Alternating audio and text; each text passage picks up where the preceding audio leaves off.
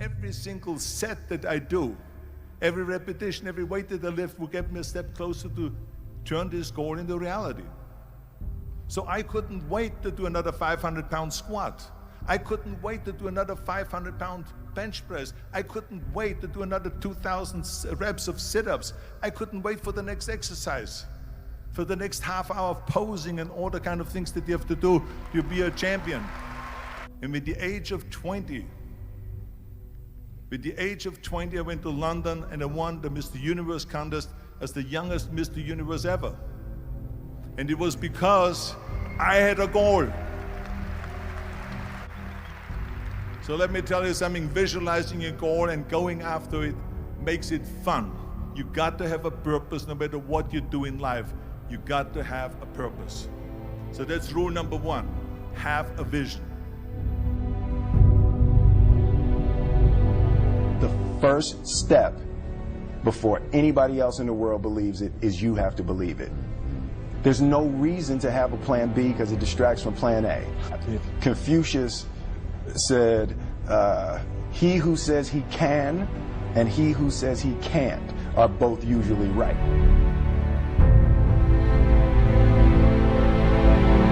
Greatness is not this wonderful, esoteric, elusive, God-like feature that only the special among us will ever taste. I think that there's a certain delusional quality that all successful people have to have. You have to believe that something different than what has happened for the last 50 million years of history. You have to believe that something different can happen.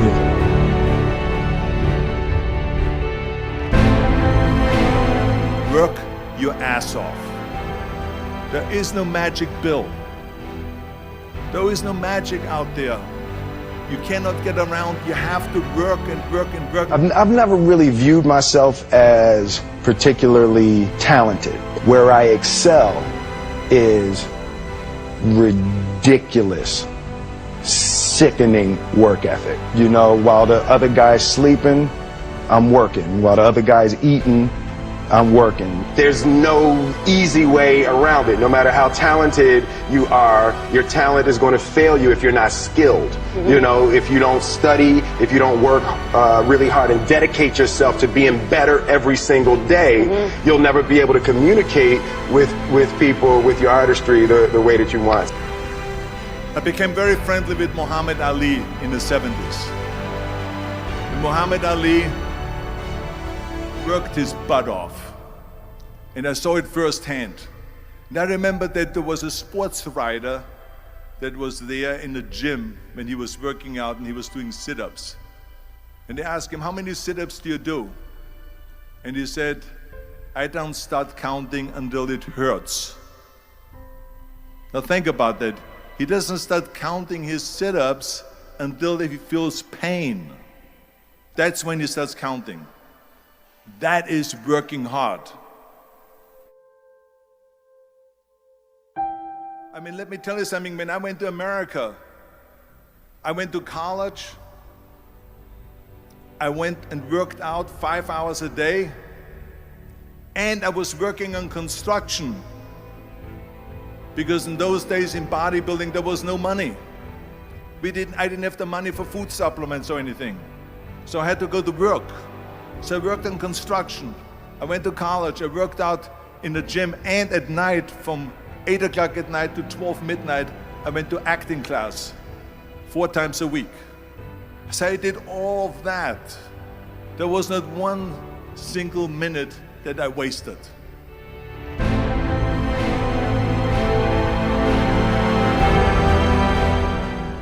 You will fail at some point in your life. Accept it.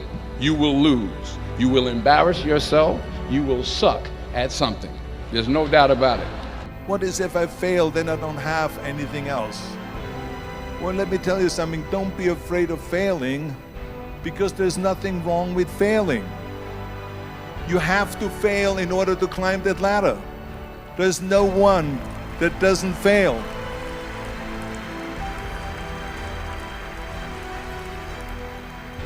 Michael Jordan said in one of his interviews, when they said, "You're unbelievable, you're the greatest basketball player of all times." I mean, tell me about that. And he says, "Well, you're just mentioning the successes." But he says, "For me to become the greatest basketball player, I missed 9,000 shots when I was playing basketball at the NBA games." So during these games that he was so successful, he missed 9,000 shots. Does it make him a failure? No. He's one of the greatest basketball players of all times, but he failed 9,000 times. Do you get it? We all fail. It's okay. The point is, every graduate here today has the training and the talent to succeed. But do you have the guts to fail? If you don't fail, you're not even trying. I'll say it again. If you don't fail, you're not even trying. My wife told me this great expression: to get something you never had, you have to do something you never did. Les Brown's a motivational speaker. He made an analogy about this. He says, imagine you're on your deathbed, and standing around your deathbed are the ghosts representing your unfulfilled potential. The ghost of the ideas you never acted on, the ghost of the talents you didn't use. And they're standing around your bed, angry, disappointed, and upset. They say, we came to you because you could have brought us to life, they say. And now we have to go to the grave together. So I ask you today, how many ghosts are going to be around your bed when your time comes?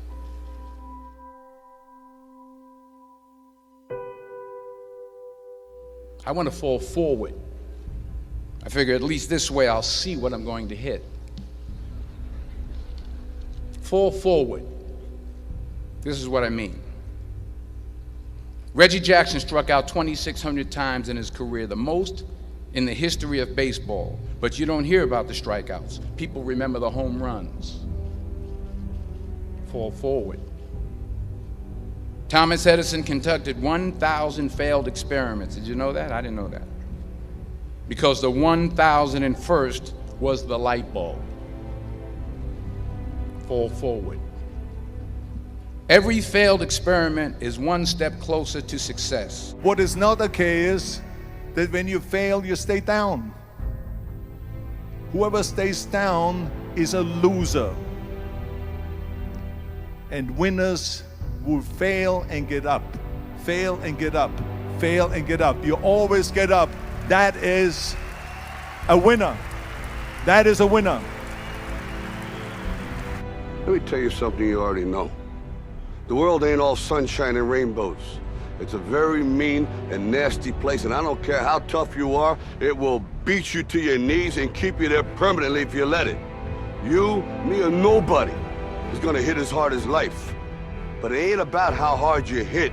It's about how hard you can get hit and keep moving forward. How much you can take and keep moving forward. That's how winning is done. I didn't quit. I didn't fall back. I walked out of there to prepare for the next audition, and the next audition, and the next audition. I prayed. I prayed. And I prayed. But I continued to fail, and fail, and fail. But it didn't matter, because you know what? There's an old saying, you hang around the barbershop long enough, sooner or later you're going to get a haircut. So you will catch a break, and I did catch a break.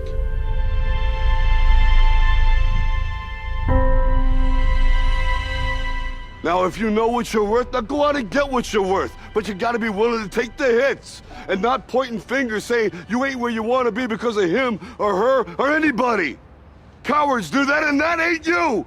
You're better than that.